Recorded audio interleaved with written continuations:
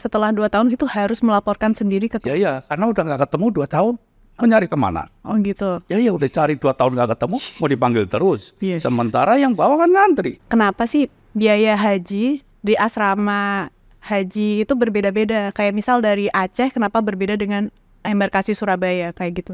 Jadi gini.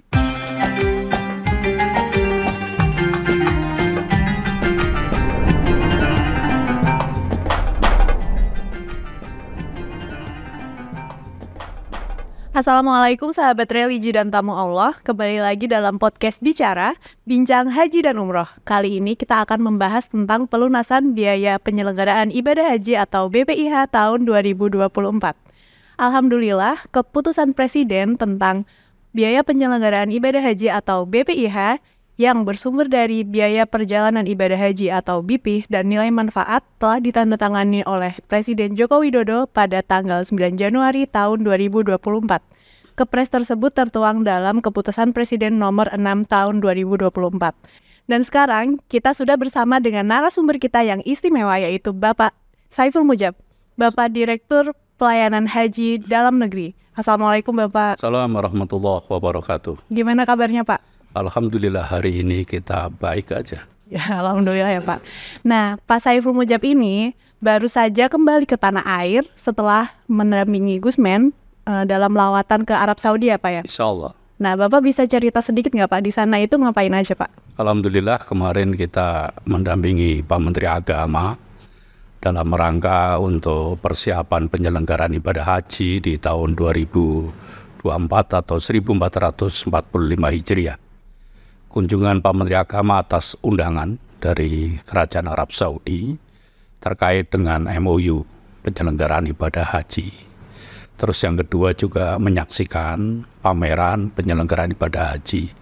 Di samping koordinasi dengan instansi terkait seperti keimigrasian, GAKA, dan lain sebagainya. Jadi intinya adalah Pak Menteri beserta rombongan Pak Dirjen adalah untuk memastikan bahwa di dalam penyelenggaraan ibadah haji tahun 1445 Hijriah ini bisa berjalan dengan baik dan pasti. Nah itu tadi persiapan yang dilakukan di Arab Saudi ya. Nah kembali ke dalam negeri nih Pak, alur pelunasan ibadah haji itu bagaimana sih Pak?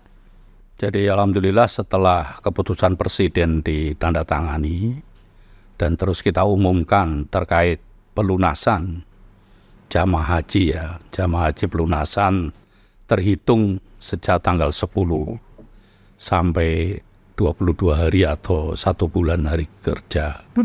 Itu nanti para jamaah melakukan pelunasan. Yang pertama tentunya jamaah haji yang sudah masuk kota. Yeah. Kota sesuai dengan nomor urut. Masuk kota.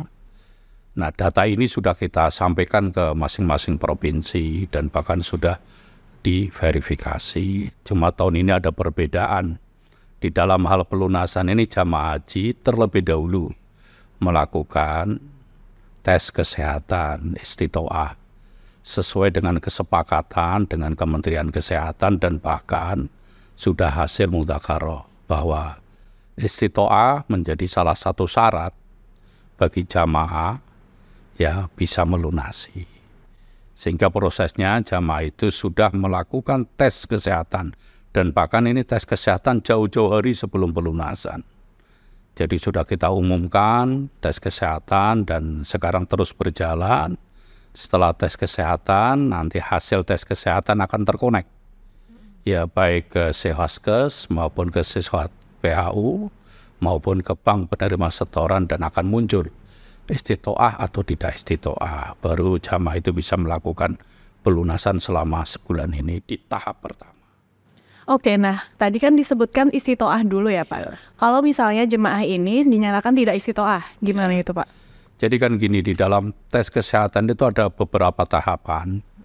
Ada tes kesehatan di tingkat kecamatan yang tahun ini ada tambahan kognitif ya di samping kesehatan yang lain tapi pemikiran dan bisa mengurusi dirinya. Karena istitoah itu artinya kan bisa mengurusi dirinya. Jamaah ini bisa mengurusi dirinya. Nah setelah itu nanti ada langkah kedua atas rekomendasi dari Dinas Kesehatan General check up. Itu untuk meneliti keseluruhan kenapa ini ada general check up? Karena dari pihak Arab Saudi meminta rekam kesehatan masing-masing jamaah. Nah, ini perlu ada general check up. Nah, tatkala jamaah itu sudah pemeriksaan, ada beberapa kemungkinan. Ada yang langsung tidak istitoah permanen ya. Artinya bahwa dia memang sudah tidak istitoah. Ada kemungkinan ya, dia istitoah dengan pendampingan. Apakah pendampingan obat atau pendampingan nanti keluarga? Perlu pendampingan. Ada yang mungkin dalam hal perlu penyembuhan. Ternyata hasil pemeriksaan dalam kategori mungkin gitu kan masih perlu pengobatan. Ya, jadi ada proses lah.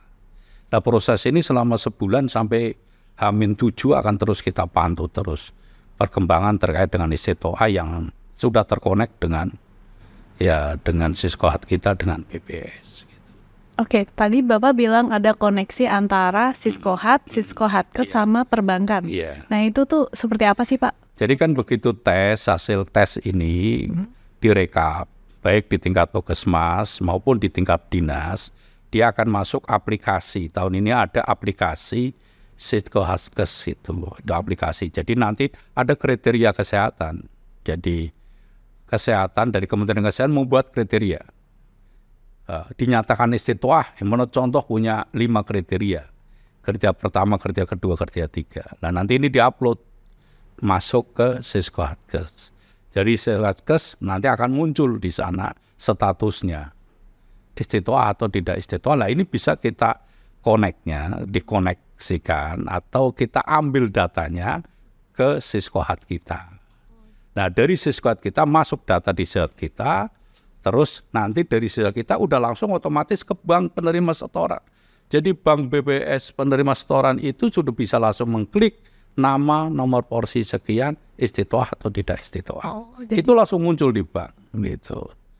Itu udah bisa muncul dan kita update terus tiap saat karena aplikasinya sudah nyambung. Jadi tinggal mungkin ya ada kelemahannya atau ada kelambatannya adalah tinggal data yang dikirim dari pemeriksaan ini harus cepat. Karena kan pemeriksaan ini kan tersebar di seluruh Indonesia ya, di seluruh kabupaten gitu. Ada yang aplikasinya cepat, ada yang tidak, sehingga kadang ada kelambatan dan lain sebagainya. Berarti itu bersinerginya secara kontinu gitu ya, Pak? Oke, nah kembali lagi ke data, Pak. Untuk pelunasannya, untuk yang masuk ke dalam alokasi kuota itu kan ada 2. Yang pertama sesuai dengan daftar tunggu, yang kedua adalah lansia prioritas. Nah, bagaimana cara Kementerian Agama menetapkan jemaah haji lansia itu masuk ke dalam kuota prioritas? Jadi gini, ini sudah 2 tahun ini ya Kementerian Agama dalam hal Pak Menteri mengambil kebijakan memberikan porsi 5% untuk prioritas lansia. Kalau dulu kan hanya 1%. Nah, ini di latar belakang yang pertama banyak data-data jamaah yang memang sudah sepuh gitu. Yang kedua tahun 2020-2021 tertunda karena COVID. 2022 ada pembatasan usia oleh Arab Saudi. Tahun 2023 tidak ada pembatasan. Kita komit untuk mengawal ya haji ramah lansia sehingga 5%. Nah, dari 5% kota normal dari 221.000. Kalau kota normal nih ya, belum tambahan. Itu berarti kan jamaah regulernya itu kan 203.320. Nah, 5%-nya itu adalah 10.166. Nah, jamaah ini akan tersebar di masing-masing kota provinsi maupun kota kabupaten. Nah, bagaimana caranya? Jamaah nggak usah mengajukan. Yang bersangkutan keluarga atau Kemenak nggak usah mengajukan. Karena ini akan berjalan secara sistem di aplikasi. Jadi bagi jamaah yang usianya tertua, kalau di kotanya kota provinsi-provinsi, kalau kotanya kabupaten-kabupaten tertua dan sudah mendaftar minimal 5 tahun, maka otomatis akan masuk. Maka kalau ada pertanyaan, Pak, mbah saya itu sudah 82 tahun, kenapa kok nggak masuk jamaah haji lansia? Begitu dicek di sebuah kabupaten yang dia daftar, ternyata di sana usia tertua lansia itu 84 tahun, walaupun dia 82 tahun nggak masuk. Apalagi kalau belum mencapai 5 tahun. Jadi persyaratannya itu tertua di kota masing-masing kabupaten atau provinsi dan ya 5 tahun masa tumbuh. Maka dari 10.166 kita sebar, itu masing-masing provinsi sudah ada nomor urutnya. Provinsi A dapat 100, ya nomor urut 1 sampai 100. Gitu. Yang memenuhi syarat. Nah, itu tadi penjelasan kepada tamu Allah dan sahabat religi kenapa kuota prioritas lansia itu didasarkan pada 5% kuota yang diperoleh oleh negara Indonesia, dan juga lansia tersebut harus sudah mendaftar minimal 5 tahun gitu ya Pak. Nah terus ini Pak, kenapa sih biaya haji di asrama haji itu berbeda-beda? Kayak misal dari Aceh kenapa berbeda dengan embarkasi Surabaya kayak gitu? Jadi gini, terkait biaya haji untuk pesawat ya di Indonesia ini kan dalam nego pesawat itu pertama sudah diputus oleh DPR. Jadi DPR dengan pemerintah dalam membahas PPIA itu kan memutuskan termasuk biaya tiket pesawat itu diputus rata-rata. Tahun ini kan rata-rata 33,4 sekian. Nah setelah itu diputus, kita baru nego dengan beberapa pesawat yang sudah memenuhi kriteria. Kenapa terjadi perbedaan? Karena kita punya 14 embarkasi. 14 embarkasi dari Aceh, ya kan? Dari Aceh, Palembang sampai Jakarta, sampai Surabaya, Kertajati. Nah, di dalam penentuan biaya itu ada beberapa kriteria. Di antara kriteria yang tidak bisa dihindarkan adalah fuelnya, afturnya, biaya bahan bakar pesawat. Nah, antara titik satu dengan titik yang lain untuk menuju Madinah maupun Mekah pasti beda jarak. Tidak mungkin antara ya kan Jakarta dengan Aceh gak mungkin akan sama. Nah ini akan mempengaruhi di dalam biaya. Ya, jadi karena dari pihak maskapai menghitung ini fuelnya kalau dari sini di samping hal-hal yang lain, karena ada beberapa kriteria dan ini sudah kita bahas dengan Kementerian Perhubungan. Jadi sudah banyak kriteria. Nah, sehingga itulah yang menentukan zona dalam pembayaran ya tiketing pesawat yang berbeda antara satu dengan yang lain. Gitu. Kecuali berangkatnya satu titik dari Jakarta semua, saya jamin sama itu. Seperti JKS, JKG dari Bekasi karena bandaranya itu di Cengkareng semua sama.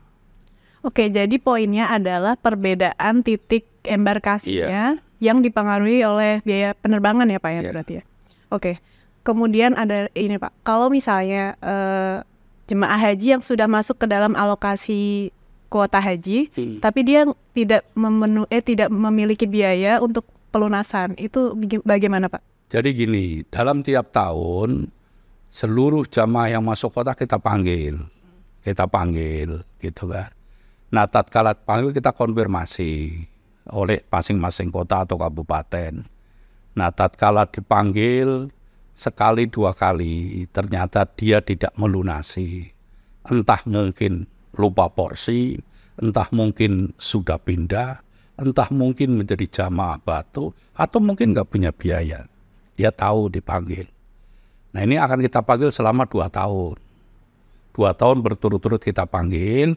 Kalau sampai 2 tahun berturut-turut tidak muncul namanya, maka kota di tahun ketiga akan kita sisihkan dulu. Diganti nomor urut berikutnya sampai yang bersangkutan melaporkan diri ke Kamnah Kota. Oh jadi yang bersangkutan setelah 2 tahun itu harus melaporkan sendiri ke kota? Ya, karena udah nggak ketemu 2 tahun. Mau nyari kemana? Oh gitu. Ya udah cari 2 tahun nggak ketemu, mau dipanggil terus. Sementara yang bawa kan ngantri. Oh siap. Iya kan? Maka kita sisihkan dulu. Kalau dia merasa sadar, nah terus jamaah Pak ingin, ya dia lapor, Pak saya sebenarnya udah dipanggil gini. maka nanti akan kita munculkan kembali. Kalau enggak, kasihan yang antri. Di mekanismenya seperti sama dengan pelunasan. Dia sudah melunasi, batal, sakit, tertunda, atau mendampingi pasangannya. Terus tahun depan diundang lagi, enggak, karena sakitnya belum, makanya kita geser. Gitu. Berarti kalau kejadian seperti itu, secara pribadi harus lapor ke kantor Iya, ya? harus lapor, karena dia yang mengukur dirinya. Oke. Kan kamu mungkin kalau bilang, kamu udah 3 tahun lunas, udah nggak punya duit. Iya, maka harus mengukur dirinya. Istitoah termasuk.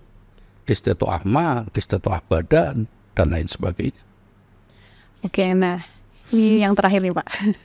Pesan kepada jemaah haji yang akan melunasi dan juga yang akan berangkat di tahun 2024. Ya, jadi kepada seluruh yang terhormat, yang mulia, para jamaah haji Indonesia yang masuk kota, khususnya tahun 2024 atau 1445 Hijriah ini, ya, yang pertama yang sudah masuk kota, gunakan waktu yang baik dalam pelunasan. Ini waktu pelunasan selama 1 bulan. Kalau memang ya kan mengukur dirinya, terpanggil dan sudah mampu, segera lakukan pelunasan, jangan sampai tertinggal. Karena ini kita akan buka tahapan pertama, tahapan kedua. Tahapan pertama artinya bagi tahapan pertama begitu tidak mau melunasi, tahapan kedua maka tidak akan muncul namanya. Karena akan diisi kriteria berikutnya. Terus yang kedua tentunya ya kan bahwa haji ini adalah ibadah fisik banyak kan, perlu menjaga kesehatan, pola makan, pola tidur, kesehatan dan lain sebagainya ya perlulah. Yang biasanya nggak olahraga ya mencoba untuk olahraga, ya kesehatan dan sebagainya agar nanti pada waktu pas pelaksanaan insya Allah bisa berjalan dengan baik. Ya karena haji ini insya Allah akan kita mulai tahun 2024 di tanggal 11 Mei itu sudah jamaah sudah masuk asrama. Tanggal 12 Mei insya Allah sudah terbang pertama. Nah ini tentunya perlu menjaga kesehatan, pola makan, pola istirahat dan sebagainya. Yang terakhir tentunya ya doa, gitu kan. Kita berdoa semoga apa yang dipanggil oleh Allah ya sama, ya untuk menyatukan persepsi yang sama bahwa ini adalah panggilan Allah. Haji ini panggilan Allah. Kalau Allah sudah manggil insya Allah jalannya ada, ikhtiarnya ada. Nah ini yang perlu saya pikir itu kepada jamaah, semoga Allah meridhai kita semua. Nah, harapan dari Kementerian Agama untuk target pelunasan di tahap pertama itu berapa, Pak? Berapa 100%. 100%. Iya. Kita harus yakin 100%. Oke. Nah, demikian tadi informasi yang sangat dinanti-nanti oleh sahabat religi dan juga tamu Allah. Terima kasih kepada Bapak Saiful Mujab yang telah mengedukasi kita semua. Kepada tamu Allah dan sahabat religi, jangan lupa istitoah dulu, bayar lunas kemudian. Nantikan podcast kita selanjutnya ya di Bicara, Bincang Haji dan Umroh. Untuk informasi yang update terus, jangan lupa follow sosial media kita di Informasi Haji. Demikian dari kami. Wassalamualaikum warahmatullahi wabarakatuh.